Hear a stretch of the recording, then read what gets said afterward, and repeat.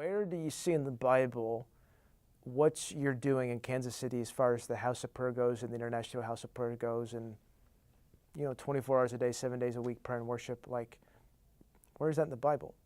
Like, I mean, how can you prove that that's something biblically that needs to be happening and going on? But let me ask you a question. Where do you see your Western expression of the church in the Bible?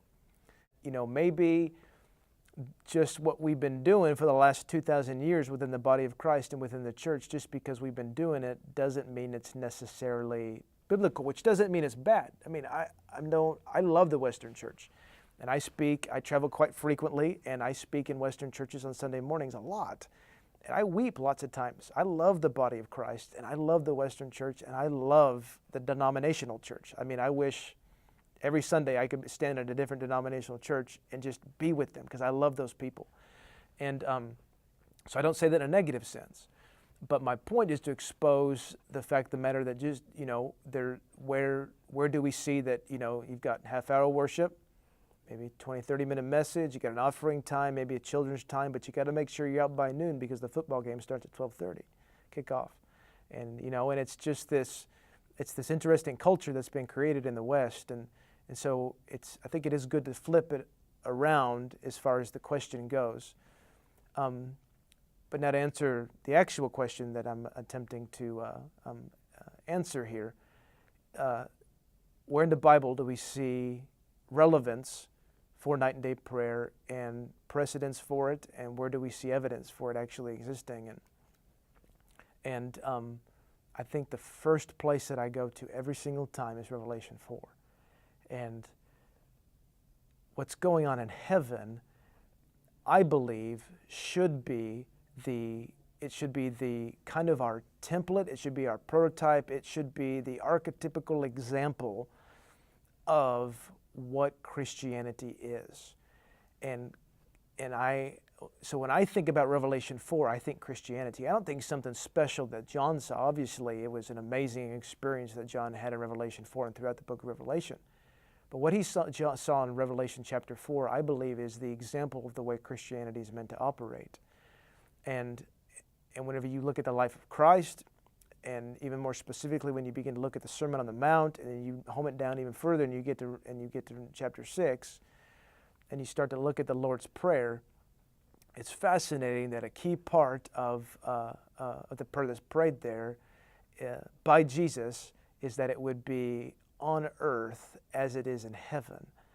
And we seem to skip over that a little bit. But when you begin to realize that the desire of Jesus was for Revelation chapter 4 to be upon this earth, then we start to realize that his desire was for humanity to begin to do what Revelation 4 is doing, because that's what's going on there.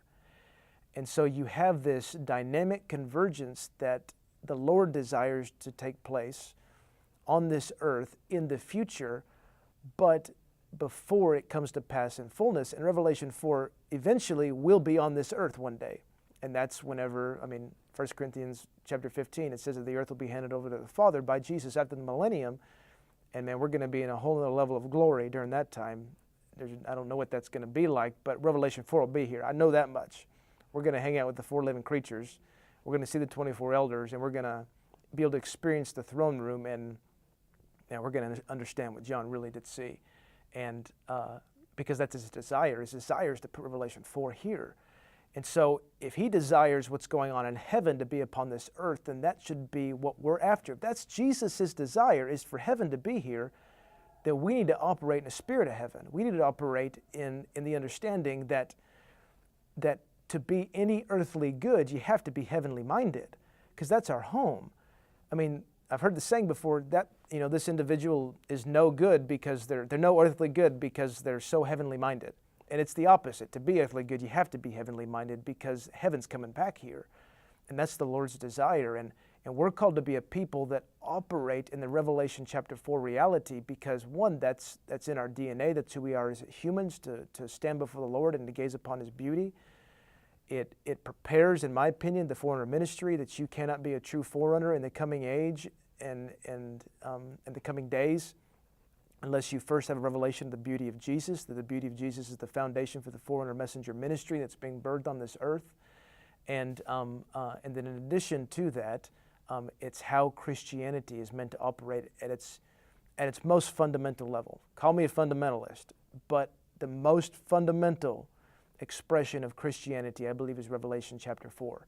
And it's just being a people that stand before His throne and gaze upon Him and get gripped by His beauty, because that's His desire, is that forever we would be fascinated with the beauty of Jesus.